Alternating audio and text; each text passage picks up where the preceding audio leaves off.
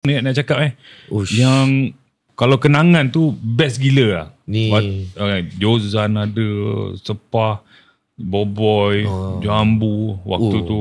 Kita cerita balik Okay, starting bermulanya. Kita dah masuk ke throwback lah sikit. Nak cerita daripada Raja Lawak ke nak cerita start Maharaja? Kalau boleh kita cerita daripada ni lah Raja Lawak Mungkin daripada ramai Raja yang nak tahu sejarah je, macam mana kita bermula. Engkau ni siapa dengan aku, macam mana apa kenangan kita zaman muda dulu. Mungkin daripada titik tu semua kita build up ke Maharaja. Okay. Sebenarnya aku Nama kau dulu ya. Mungkin orang kata ajak kan. Tapi orang tak tahu nama betul kau. Biar aku bagi tahu diorang okay.